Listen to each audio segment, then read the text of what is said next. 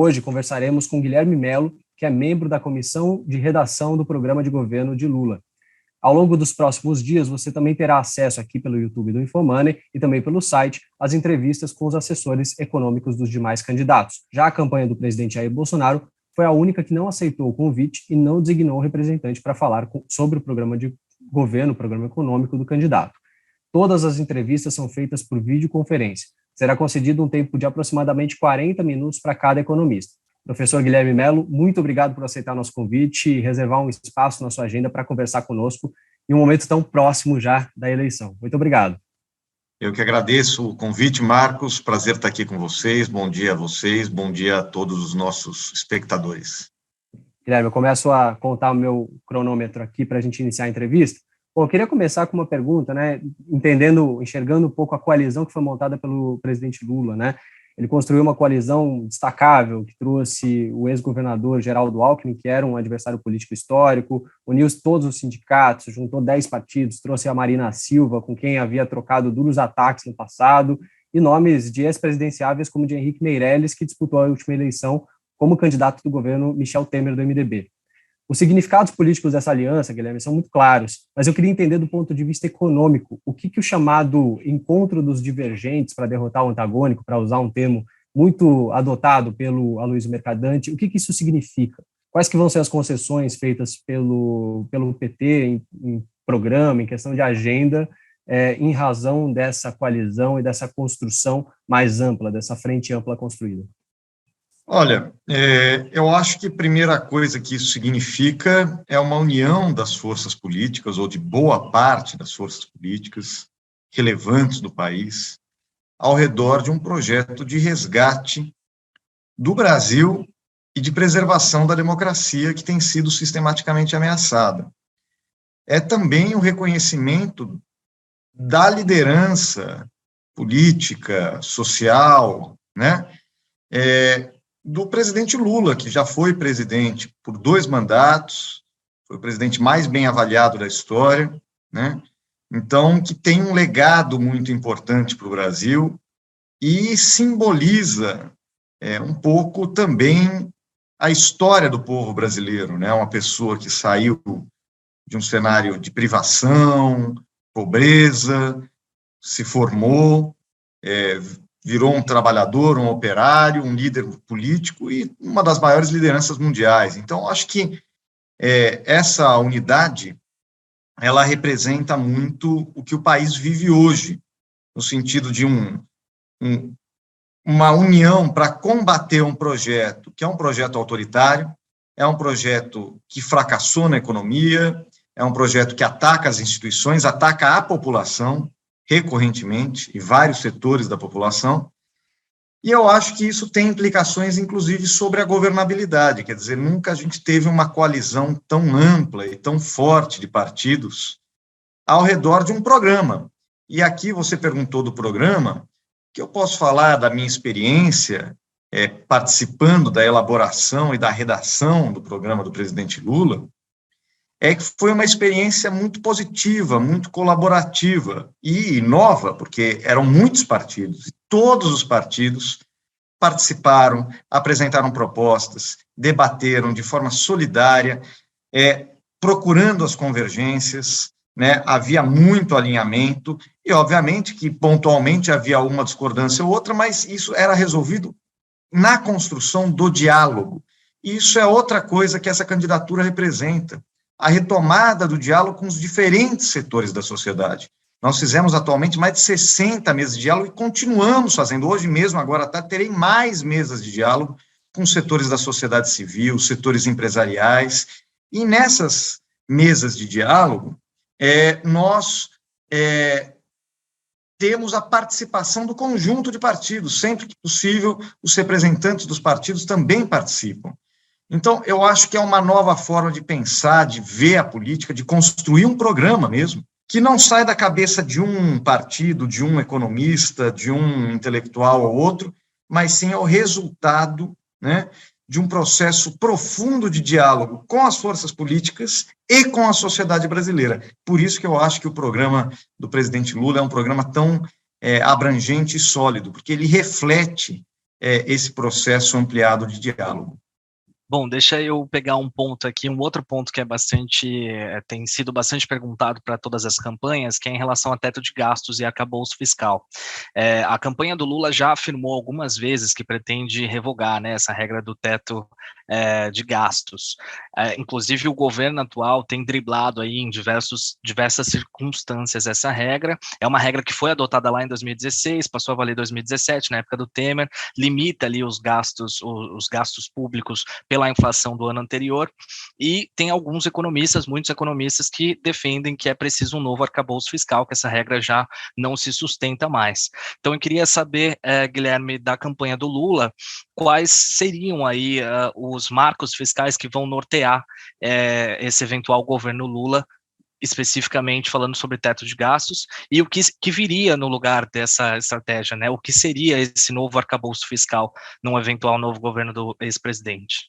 É importante a gente esclarecer que, apesar do PT ter sido contra a regra do teto e ter críticas que, no final, se provaram verdadeiras, como, por exemplo, o fato de que a regra acabaria esmagando o investimento público, que se provou verdadeiro, porque hoje nós estamos no menor nível de investimento público da história, assim como a crítica de que isso acabaria prejudicando os recursos para a educação, que também se provou verdadeiro, que hoje nós temos um investimento em educação muito menor do que alguns anos atrás, mas, independente do passado, o que é importante dizer é que quem acabou com a credibilidade da regra do teto de gastos foi o governo Bolsonaro, foi o Paulo Guedes. Ele que sistematicamente violou e alterou a regra que supostamente ele defendia. E o fez de maneira oportunista eleitoral. Em vez de fazer de uma maneira estruturada, pensando para o futuro, ele pensava só no que ele poderia ganhar no momento seguinte para beneficiar o seu candidato à presidência. Então, ele acabou com a credibilidade do nosso arcabouço fiscal. Hoje, ninguém mais acredita, não só na regra do teto, mas no conjunto das regras fiscais brasileiras, e isso cria um cenário de imprevisibilidade, né? Então, o que nós estamos falando? Que nós teríamos que recuperar a credibilidade, a previsibilidade e a transparência do arcabouço fiscal. Porque não é só uma perda de credibilidade, é uma perda de transparência do orçamento público, quando você olha que ano que vem nós teremos praticamente 20 bilhões de reais em orçamento secreto, né? Que é um gasto que é de muito mais difícil acompanhamento, sem planejamento, né? Então, o que nós estamos colocando nas diretrizes programáticas? Quais são as principais características de um arcabouço fiscal que nós acreditamos que seja capaz de recuperar a credibilidade do Brasil, recuperar a previsibilidade da política fiscal, recuperar a transparência do orçamento?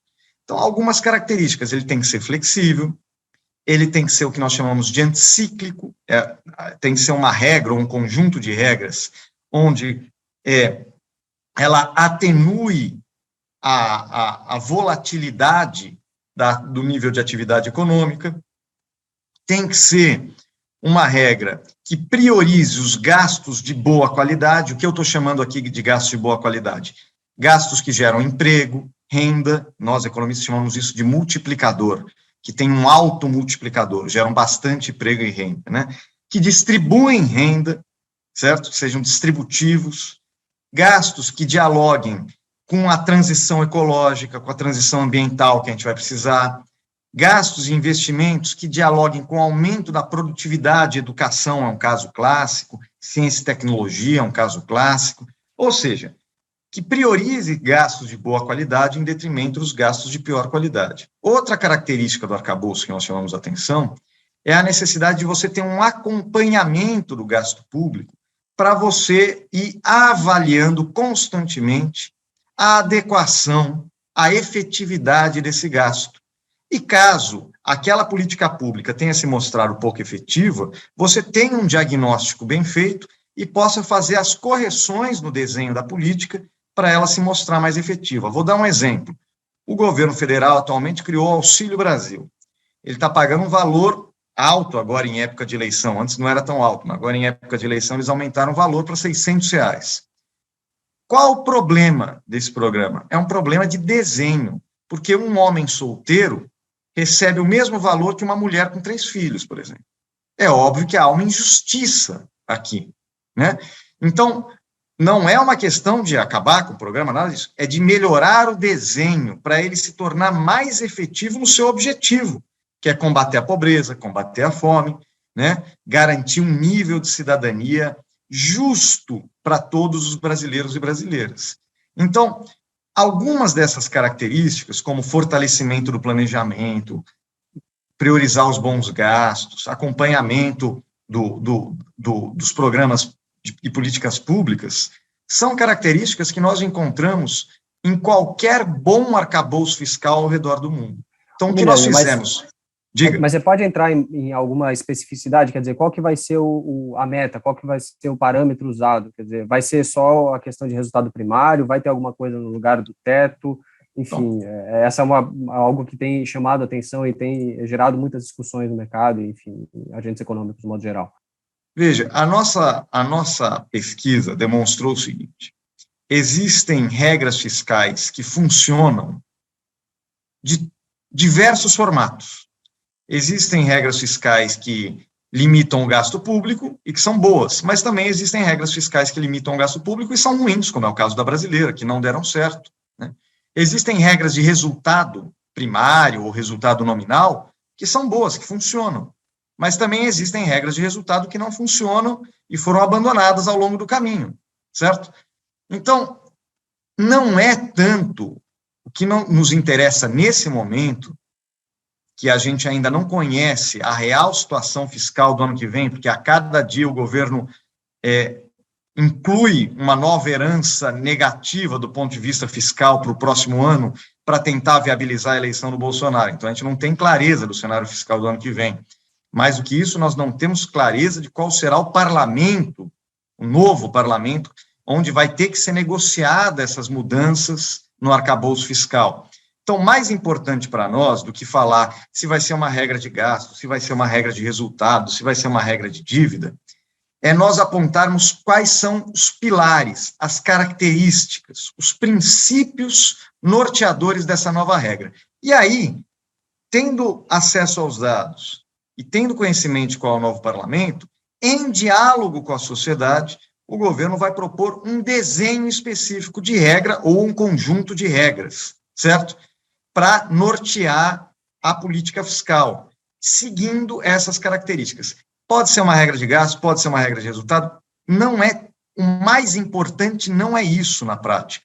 Não tem nada descartado nesse sentido. Tem nada descartado, o mais importante é que seja uma regra crível, previsível, transparente, negociada e acordada politicamente entre os atores relevantes e que carregue consigo essas características, esses princípios de uma boa regra fiscal, que a gente não inventou, a gente encontrou eles na literatura, inclusive na literatura do FMI e na experiência internacional. Boa.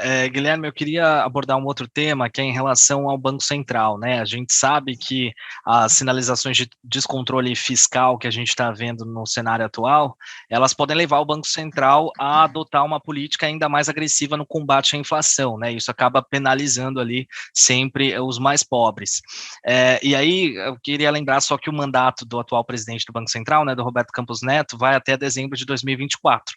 Então, a pergunta é sobre a autonomia do Banco Central, né, que foi aprovada pelo governo do Bolsonaro, se isso vai ser respeitado, se vai ter alguma modificação nessa proposta.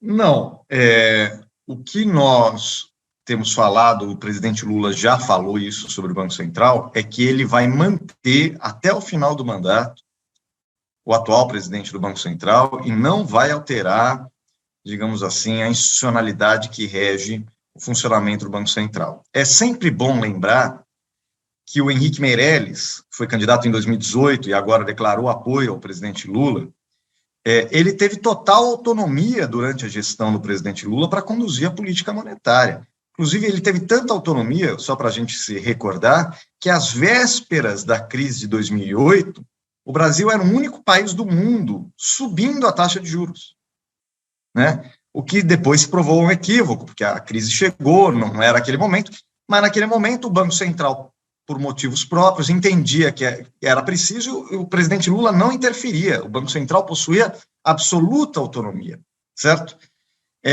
Então, o que a gente vai fazer são duas coisas. Primeiro, evidentemente, que a autonomia do Banco Central tem que ser respeitada, mas isso não impede que o presidente eleito vá dialogar com o presidente do Banco Central e tentar encontrar as convergências. Convergências para quê? Para alcançar os objetivos que o Banco Central tem em lei, que é o objetivo de combate à carestia e de fazer isso com o maior nível possível de emprego, e que também são os objetivos do governo federal.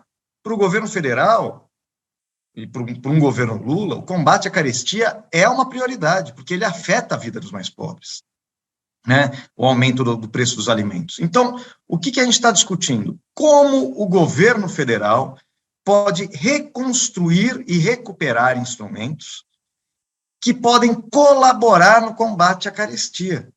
Hoje, vamos dar um exemplo, inflação de alimentos, que continua altíssima, certo? E as pessoas sentem isso no mercado. O Brasil hoje não tem mais estoque regulador de alimentos, ele tem uma Conab que só existe no papel, né? Ela foi completamente desmontada, a gente acabou com os estoques reguladores. O estoque regulador é um instrumento importante de segurança alimentar, de soberania alimentar, mas também é um instrumento importante de controle de choques de preços. Como a gente não tinha esse instrumento, que a gente vendeu tudo, não teve como utilizá-lo.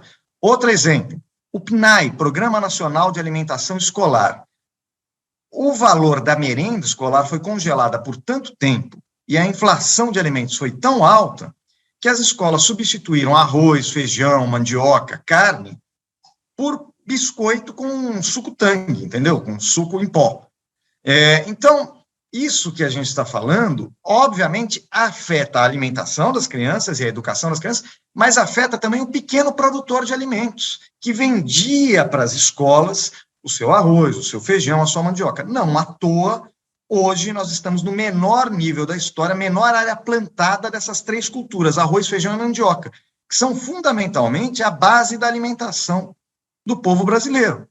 Então, o que nós estamos falando é como você pode recuperar essas políticas públicas, a Conab, a PNAE, as compras públicas, o PAA, né, o programa de crédito para pequeno produtor, para fazer duas coisas. Primeiro, recuperar a segurança e a soberania alimentar, a distribuição de alimentos e combater a fome, que existe sim, é grande no Brasil. Nova pesquisa confirmou, são 33 milhões de brasileiros passando fome, e, ao mesmo tempo, ter um instrumento para amenizar choques de preço, que a gente não controla, uma quebra de safra, eventualmente um choque de preço internacional, mas se você tem os instrumentos corretos e tem um estoque de alimentos, tem uma produção robusta de alimentos, você consegue minimizar esses choques e reduzir o preço dos alimentos. Com isso, você combate a carestia, você contribui com o Banco Central. O mesmo vale para combustíveis e outros preços, onde o governo federal pode recuperar instrumentos que podem colaborar com o Banco Central na sua missão de combater a carestia sem gerar desemprego, porque esse é o grande desafio, é combater a inflação sem aumentar desemprego e sem gerar recessão. Guilherme, você falou dos combustíveis, eu queria uma resposta rápida só para entender o que é proposto na questão de preços dos combustíveis, né? A campanha já é muito clara em criticar a questão do PPI, né, da paridade de preço internacional. O que viria no lugar? Seria a regra anterior? Qual que seria a ideia da campanha com relação ao combustível? Aqui é mais um caso que existem múltiplos instrumentos possíveis. Tem países produtores de petróleo, como o Brasil. Vamos lembrar que o Brasil é um grande produtor de petróleo, produz todo o petróleo que, em tese, consome e 70% dos derivados que consomem. Então, ele é um grande produtor, certo? Ele não deve se comportar como se fosse um país que não produz petróleo, que não produz derivados e que não tem uma empresa de energia. Nós temos uma empresa de energia, a Petrobras, nós produzimos petróleo e produzimos derivados. Vamos ver o que os outros países que estão nessa mesma situação fazem? São vários os instrumentos. No caso americano, por exemplo, eles fazem estoque regulador, inclusive chegaram a liberar estoque regulador na época que o preço do petróleo subiu mais. Não acho que seja o caso brasileiro. O caso brasileiro, nós podemos discutir um fundo de estabilização de preços, nós podemos discutir até mesmo uma mudança no PPI. O PPI os preços internacionais do petróleo são uma referência para o Brasil, uma referência para o mundo, e uma referência para a nossa empresa, que é a Petrobras, evidentemente. Mas, quando você tem uma empresa articulada, que atua nos diversos setores da cadeia de petróleo e gás, você pode gerir os seus custos, certo? E as suas receitas de forma a amenizar o impacto dos choques. O PPI, ele transmite diretamente, o choque vem, ele é transmitido e repassado diretamente para o consumidor. Você pode reconstruir instrumentos. Fundo de estabilização é um deles, mas existem outras possibilidades. Aquela proposta do Jean Paul Prates no Senado, né? Essa do é uma possibilidade, né? É uma possibilidade, tem que ser discutida no Congresso, não foi aprovada, tem que ver qual vai ser o novo Congresso, né? E como é que vai estar a situação da Petrobras, mas o que é fundamental, duas coisas sobre a Petrobras que são fundamentais, e no mundo inteiro está acontecendo isso, a gente retomar o investimento em refino para garantir um nível de soberania energético maior, quer dizer, a gente depender menos da importação de combustíveis e, com isso, ter um espaço maior para gerir os nossos custos domesticamente. Isso é uma coisa. Claro, sempre tendo o PPI como referência. É uma referência, porque é um custo de oportunidade para a empresa. Ela poderia estar vendendo a um preço maior, mas isso não quer dizer que ela é uma lei de ferro, que ela é inescapável. Inclusive, a Petrobras virou uma das maiores empresas de petróleo do mundo sem o PPI, certo? E lucrava muito, muito, sem o PPI. Então, não é que o PPI é uma lei de ferro.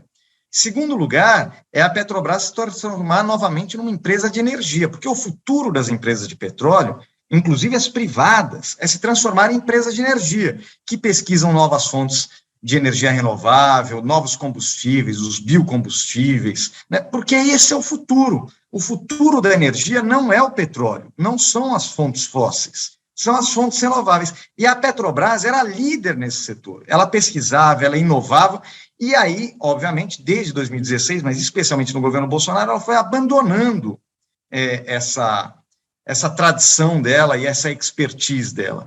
É hora da Petrobras voltar a pensar no futuro dela como empresa. E o futuro dela como empresa dialoga com a transição energética e com a transição ecológica e a pesquisa de novas fontes de energia e novos combustíveis. Legal. Guilherme, agora eu queria mudar o tema para a questão da reforma tributária, que é um ponto fundamental no programa de todos os candidatos, ou deveria ser, enfim. O programa do ex-presidente Lula não entra tantos detalhes, tem tentado construir ainda um diálogo sobre o assunto, né, um assunto bastante espinhoso, mas você já manifestou alguma simpatia com a questão do IVA, mas diz que não é suficiente, né? Quer dizer, teriam que ter outras formas também de reduzir o imposto sobre o consumo, aumentar sobre a renda, patrimônio, enfim, tem algumas medidas que precisam ser tomadas. Primeiro, do lado do IVA, qual seria a melhor proposta para ser aproveitada, se dá para ser aproveitada alguma 110 a 45 que estão em tramitação no Congresso Nacional, e também queria que você explicasse um pouquinho sobre quais seriam os caminhos do lado de patrimônio para reduzir o tributo sobre consumo, para evitar que a gente não tenha um imposto único com uma alíquota muito elevada que diminua a competitividade das empresas e que seja um pouco mais progressivo e menos regressivo, como ele é hoje, né? Legal, Marcos. Eu acho que na questão da reforma tributária, a gente tem que ser muito pragmático. Em que sentido? A boa reforma é aquela que é capaz de ser aprovada no parlamento e que dialogue com as características que nós desejamos para uma nova estrutura tributária. Quais são as características que nós desejamos? Nós temos que atacar a complexidade do sistema, então temos que simplificar a estrutura de impostos, principalmente de impostos sobre o consumo, né? Essa simplificação não é só para facilitar o pagamento, não. É para você retirar algumas características ruins do nosso atual sistema. Ele, às vezes, tem impostos que incidem em cascata, certo? Ele tem alíquotas diferenciadas, às vezes, até por produto, nem por setor, é por produto. Ele gera conflito federativo, a chamada guerra fiscal entre os estados, né? Então, tem uma série de características. Ele onera a exportação, o que é uma coisa muito ruim, porque a nossa exportação perde competitividade, em particular a exportação de produtos manufaturados, né? Ele onera o investimento, o que também é muito ruim, porque você cria um desincentivo ao investimento. Vou dar um exemplo de uma coisa completamente fora do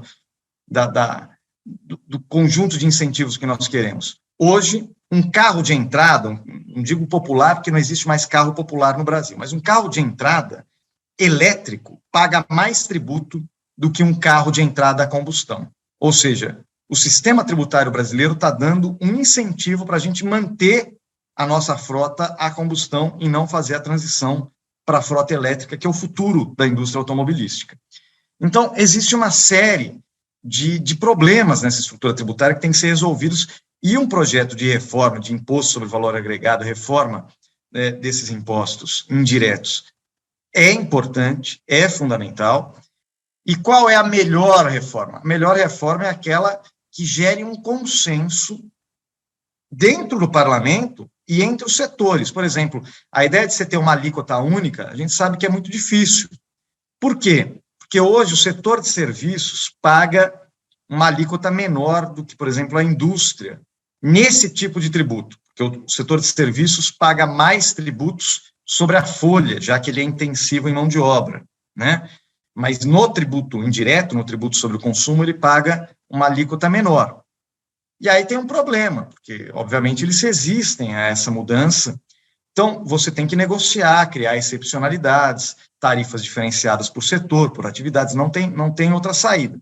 A PEC 110 avançou um pouco nesse sentido e vai ter que ver se você consegue construir algum tipo de consenso sobre ou a PEC 110 ou outra proposta que seja viável de ser aprovada. Agora, como você disse, Marcos, não basta simplificar e ganhar competitividade. Isso é muito importante, mas não resolve tudo. A outra característica que a gente quer mudar no sistema tributário brasileiro é a regressividade, é o fato de que ele é um sistema tributário que concentra a renda. E por que ele concentra a renda? Porque ele tem um peso de tributos sobre consumo muito alto, quase metade da nossa arrecadação é sobre tributos sobre consumo, e um peso muito pequeno da tributação sobre a renda, em particular sobre as grandes rendas.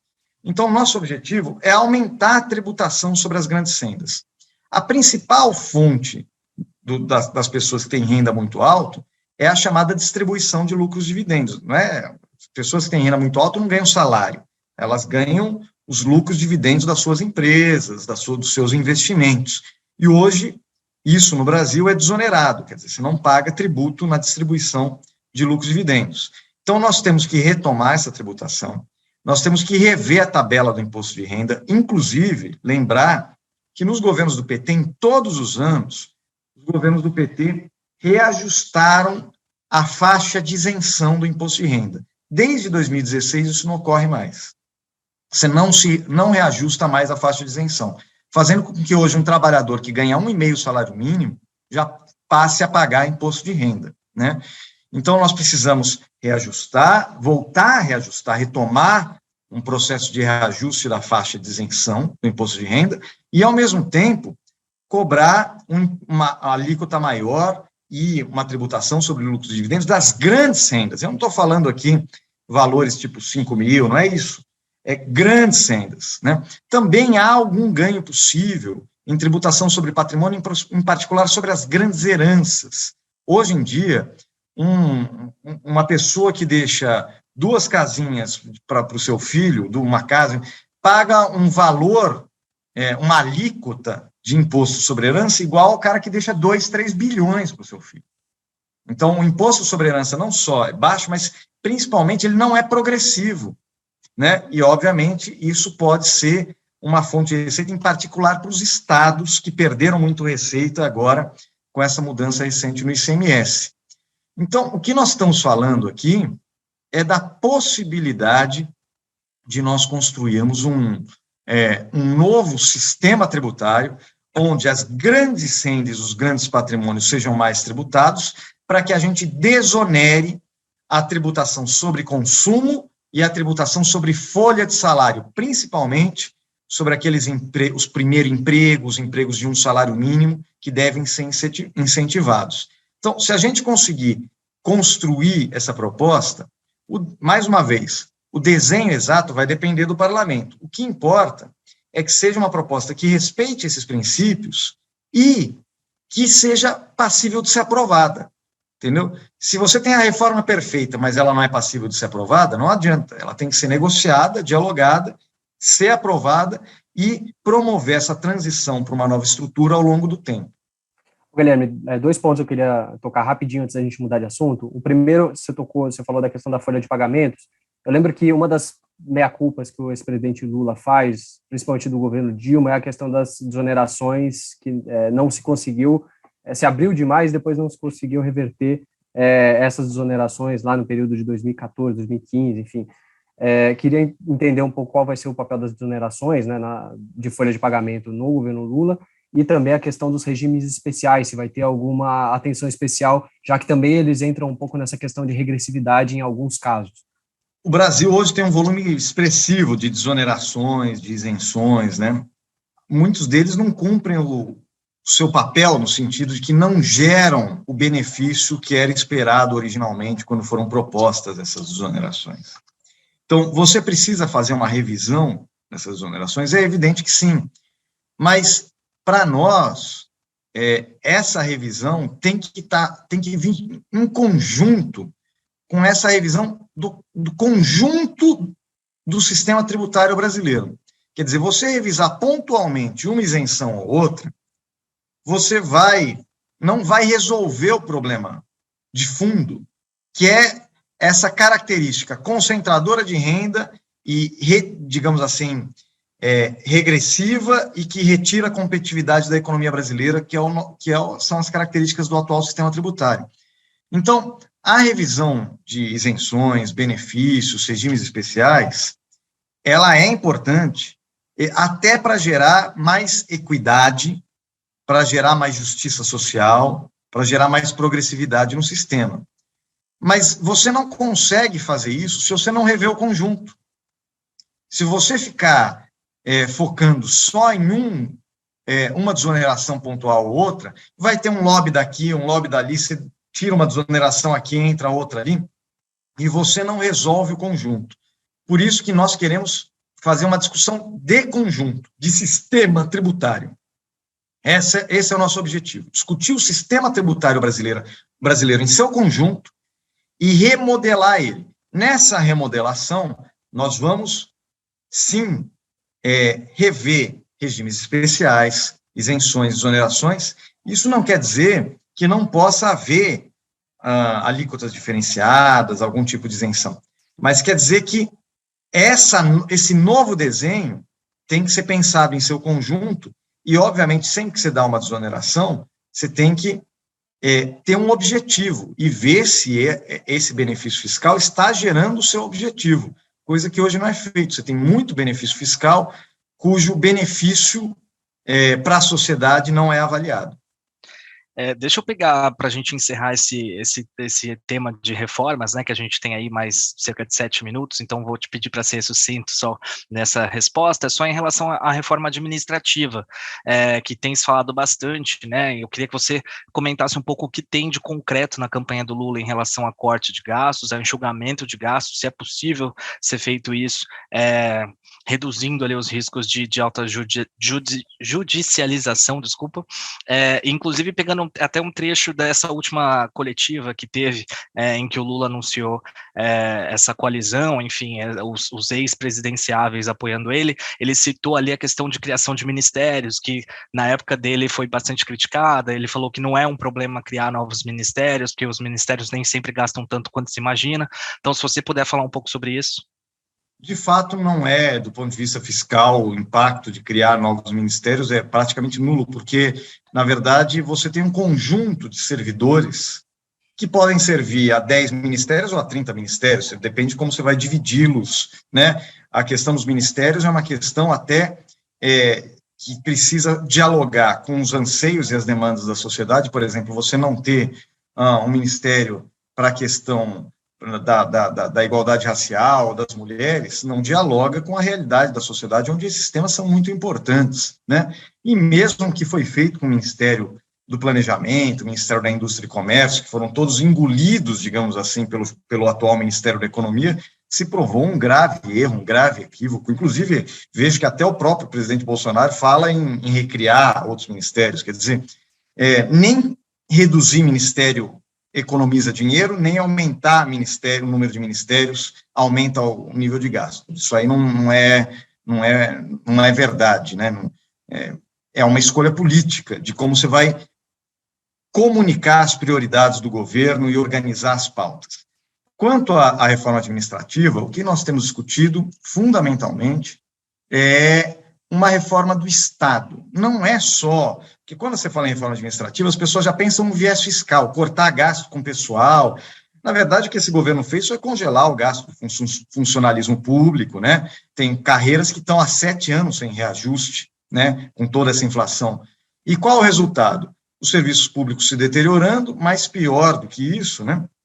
O que você tem é um desmonte de uma série de instituições responsáveis pela fiscalização, pelo acompanhamento. Vamos ver o caso da área ambiental, né? As instituições de controle, fiscalização e de gestão ambiental estão completamente desmontadas. Então, o que a gente precisa fazer é transformar o Estado em algo mais eficiente e mais capaz. O foco é na valorização, no treinamento dos profissionais que trabalham no Estado e que eles possam oferecer um serviço de melhor qualidade para a população, de maneira mais eficiente. Como você vai fazer isso? Bom, primeiro, você tem que recriar mesas de diálogo entre o governo e as carreiras e os funcionários, para discutir, sim, remuneração, para discutir, sim, plano de carreira, mas para discutir também como melhorar a avaliação de desempenho, como melhorar a oferta de serviços públicos, como treinar os profissionais para os desafios do futuro, porque o setor público também vai ter que passar por um processo forte de digitalização, de informatização, e isso vai mudar, inclusive, as próprias funções dos trabalhadores ao longo dos próximos anos, e eles precisam ser treinados, qualificados para exercer essas novas funções.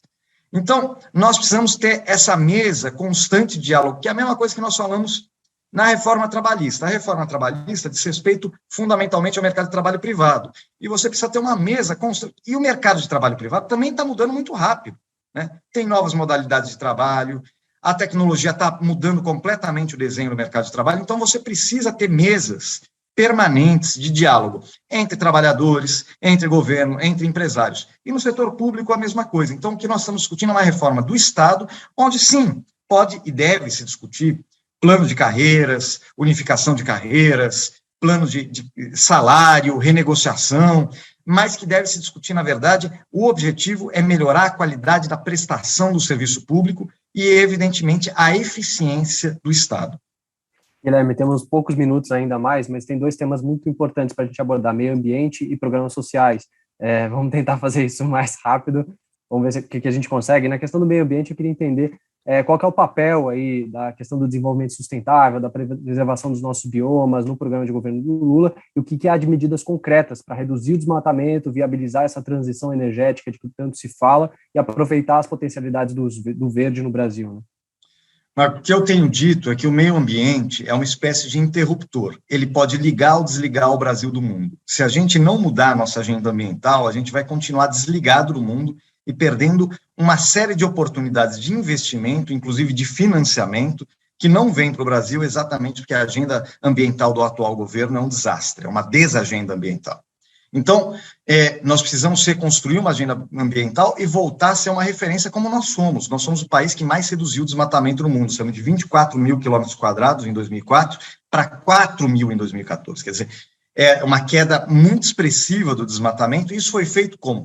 Valorizando as instituições de controle e criando condições de desenvolvimento sustentável nos biomas. E isso é muito importante.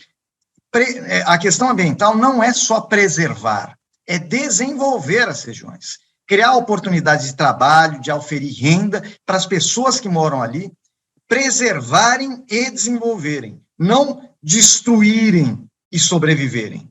Hoje, a lógica de boa parte das pessoas que moram nessas regiões de floresta, de cerrado, eu tenho que destruir para sobreviver, né? E existe um incentivo do governo para que essa destruição ocorra, inclusive liderado por organizações criminosas, milícias, etc.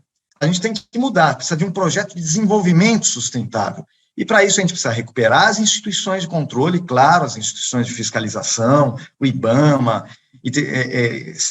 a FUNAI, né, ICMBio, mas também nós precisamos colocar a transição ecológica e a transição energética, ou seja, o projeto de descarbonização da economia, como um horizonte de futuro, que vai moldar o que nós chamamos de missões que o governo vai estabelecer, vai definir, e vai articular setor público e setor privado num conjunto de investimentos em infraestrutura, em projetos, para desenvolver essas regiões de maneira sustentável. Aí entra a bioeconomia, entra a questão das energias renováveis, né? Então, nós temos, sim, um pilar fundamental do nosso programa de desenvolvimento, é a transição ecológica e a transição energética, entendidos como uma possibilidade, uma oportunidade enorme de desenvolver setores, gerar emprego, gerar desenvolvimento e não só preservar.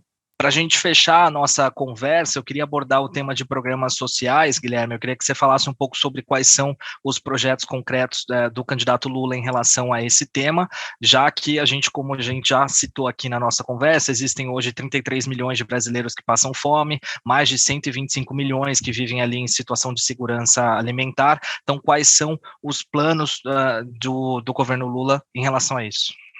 Primeira coisa, manter os R$600 é um compromisso do governo Lula. Agora, é manter os R$600 e redesenhar esse programa, que, como eu já disse, é um programa mal desenhado, o Auxílio Brasil, porque ele gera injustiças. Então, valorizar a primeira infância, como? Pagando um adicional por filho, para que as mães com filho tenham condições de sustentar e educar esses filhos, retomar os incentivos que existiam no Bolsa Família, a criança frequentar a escola, a criança se vacinar. Vamos lembrar que hoje a cobertura da vacinação de poliomielite no Brasil caiu drasticamente, sendo que a poliomielite, a paralisia infantil, tem voltado, inclusive nos Estados Unidos. E aqui, em vez da gente reforçar, fortalecer a vacinação como instrumento de defesa da nossa população e das nossas crianças, nós estamos abandonando os programas que incentivam, inclusive o próprio Bolsa Família, que incentivava a vacinação das crianças, porque era uma das condicionalidades. Então, retomar isso, os incentivos, valorizar a primeira infância. Agora, não é só redesenhar o programa de transferência de renda. O combate à pobreza, à fome, tem que vir junto com a perspectiva de geração de novos empregos, empregos com salários decentes. Né? É isso que vai realmente tirar as pessoas da pobreza e que tirou as pessoas da pobreza durante o governo Lula. Então, a gente tem toda uma série de medidas, como renegociação da dívida das famílias através do programa Desenrola, para que elas saiam no cadastro negativo e voltem a ter acesso a crédito e consumir. Retomada de obras de infraestrutura que estão paradas para gerar milhões de empregos ao redor do Brasil. Retomada Minha Casa Minha Vida. E eu vou salientar um outro projeto, que é o do salário mínimo forte. A gente sabe que o salário mínimo deixou de ser reajustado acima da inflação desde o governo Temer, e hoje o poder de compra do salário mínimo, por exemplo, em relação à cesta básica, é uma fração do que foi durante os governos Lula, porque a inflação dos alimentos subiu muito e o salário mínimo não subiu. Então, a gente precisa fortalecer o salário mínimo, porque ele serve como uma espécie de farol dos rendimentos do trabalho.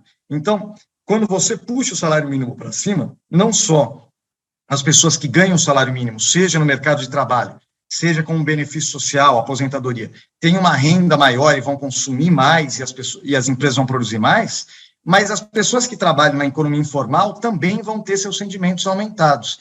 Então, a gente precisa combinar um bom programa, bem desenhado, que a gente sabe fazer, porque já fez e foi premiado no mundo inteiro por isso, de transferência de renda e combate à pobreza, com medidas para geração de emprego, renda e retomada do crédito no Brasil, para voltar a crescer e, com emprego, as pessoas terem a condição de sair da pobreza e superar a fome. Maravilha. Guilherme, agradeço muito sua participação, seu tempo na agenda, ter reservado aí para conversar com a gente antes da campanha. Muito obrigado pela atenção. A você que nos acompanhou também, muito obrigado.